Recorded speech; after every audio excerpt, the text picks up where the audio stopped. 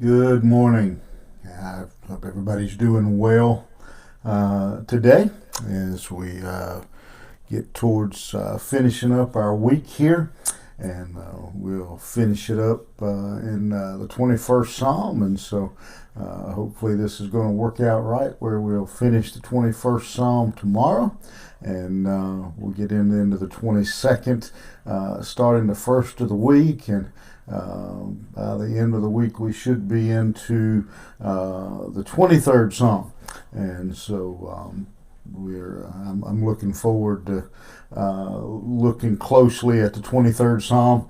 I think a lot of times Scripture, like the 23rd Psalm, John 3:16, things like that, we have talked about them so much, we've read them so much, we've quoted them so much that we really don't. I don't want to say we take them for granted, but we do sometimes. Maybe we assume we know more about them than we really do, or we don't understand all the things about them. So I'm looking forward to actually slowing down and digging into the 23rd Psalm.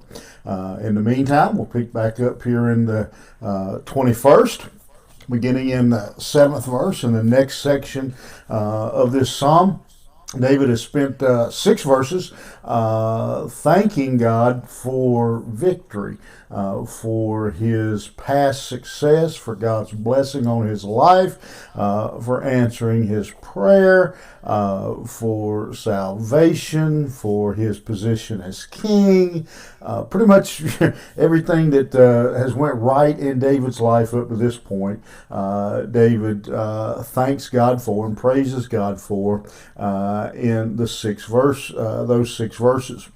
One of the reasons I think that is important, and I've talked to you a couple times about looking around and making a list and thinking about the good things that God has done, is because then that sets us up for what we're going to see in the remainder of this psalm. By reflecting on his past victories, it gives David confidence now for the future. And so that's why I think it's so important for us. I mentioned journaling the other day, and I don't hold that up to you as a skill or something that I do regularly or I'm very good at, but those who do and practice it on a regular basis, I know that they find it very beneficial. It's just not a it's just not. So I'm not against it. I don't have an excuse. I just have never done it.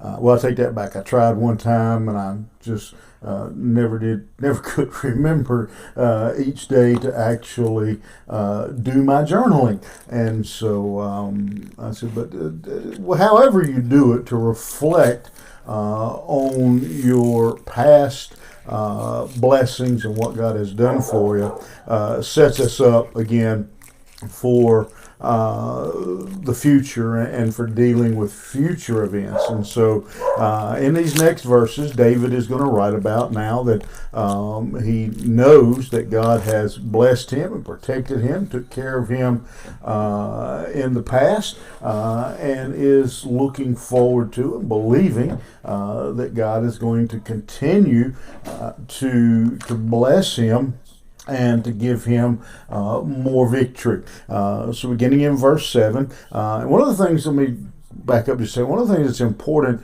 in all reading for that matter, but in particular in Scripture, is to pay attention to the tense, past, present, future of the writing. Again, if you look at the first 6 verses, for example, in verse 2, thou hast, you hast not withholden.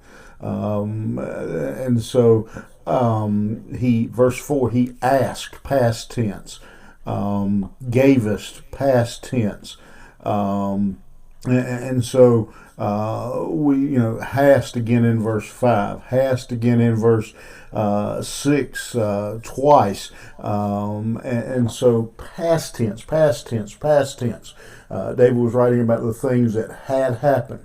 Now in verse 7, you'll notice he says, for the king trusteth. That is present and future together. The king is trusting in the Lord. And so he says, because of, as I reflect on the victory and the goodness of God in the past, now moving forward, I trust in the Lord, and through the mercy of the Most High, He shall not be moved. So again, we see present tense. And so the tense, past, present, future, has changed beginning in verse 7. Verses 1 through 6, he was looking back. Now, based on that, he says, I can look forward with confidence. I can look forward with assurance of the victory.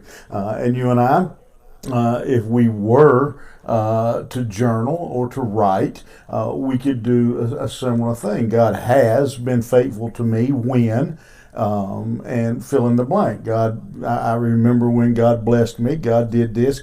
And because of that, now I believe God will. I now know as I look back, I can trust God, is what David is saying here. He's saying, I realize that God has never failed me.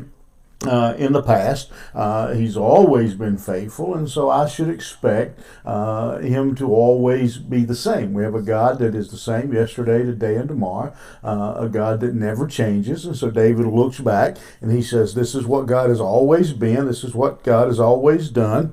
And so, therefore, I will trust him moving forward. And so, there again, a valuable lesson for us there in that. And that's one of the reasons I think it's important for us to keep at least a mental, if not written, record of the blessings of God in our life and the things that God has provided and done, and the protection. And one of the reasons for written, and again, I'm not, it's not my expertise, not something I'm very good at. But the other reason for written is, let's face it, we forget. And so if I get done at the end of the day and I sit down and I journal and I write about what God has done for me today, down the road I can look back at those pages, and I may, in the heat of the moment, 6 weeks from now, I may forget that today, here on the 17th, that God was faithful to me, that God was that he did this and he did. It may be 6 months, it may be a year before I face a similar circumstance. And so if I have it written, I can go back and look through and see those situations. And that's I think that's what David is doing here, because of what God has done in those first 6 verses. He now knows the character, the nature, the way that God moves, the commitment of God, and because of that, through the mercy of the Most High, he, David is speaking of himself, shall not be moved. David says, because of where I have been, I am anchored in God. And so, great lesson for us there, that as we are able to reflect and look over God's goodness and mercy, blessings, the times He's rescued us, provided for us, then man, I'm not gonna change now. I'm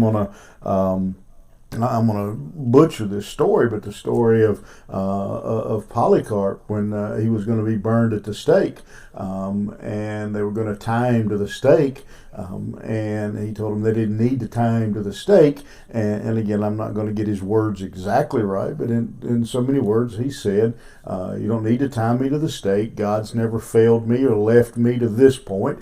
I'm not going to fail him now. And so that's kind of what David says. David says, God hasn't failed me as I look back.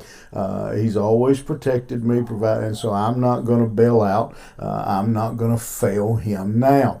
And so he goes on in verse 8, thy hand shall find out all thine enemies, thy right hand shall find out those that hate thee. And so David says, look at that now, when you look at that word, thy hand shall find out all thine enemies. Some of you have heard me talk about this before. If you type the word shall in Microsoft Word or the old WordPerfect program, most word processing programs, if you type the word shall and then tell it to check your grammar, it'll pop up and ask you if you're sure you want to use the word shall. That's too strong a word. I hadn't checked that lately. It may not still do that, but at one time it did. It would suggest that you use the word might. David here doesn't say you might. You might. He says you shall. And then again at the second half of verse 8, you shall. And so David here is saying he is totally sure, he is positive, based on his experience with God, that God is going to give him victory in the future. What else could David believe? Much as when David went out to face Goliath and they questioned him, he said, listen, he said, I fought the bear, I fought the lion, and God didn't abandon me then. Why would he abandon me now? And so now, this many years later, David has even more evidence to say, God hasn't failed me yet. Why would I expect him to do it today? And so what a marvelous lesson, what a wonderful encouragement for you and I today. As we live in difficult, hard times, to have the practice and the attitude of David. David's attitude comes out of his practice. His practice was what? Reflecting on the goodness of God. And because of that, it gave him an attitude of confidence. It gave him an attitude of faith. He had certainty that God was going to deliver him and continue to provide for him. He goes on in that same vein and says, thou shalt make them a fiery oven. In the time of thy anger, the Lord shall swallow them up in his wrath, and the fire shall devour them. Again, look at verse 9. Shalt make them, shall swallow them. The fire shall devour them. See David's confidence? Why was David so confident? Again, because he remembered the previous blessings of God. And David is certain here of his victory. They shall make them a fiery oven in the time of your anger. And again, for many of us today, that's brutal language. But David is just saying God is going to be victorious. God is going to provide the victory for his people. And so he is promising, he believes those that, and notice what he says in verse 10, when he says, their fruit shall thou destroy from the earth, and their seed from among the children of men. David is looking into the future and saying, for God's people, for my descendants, God, I believe you will be faithful.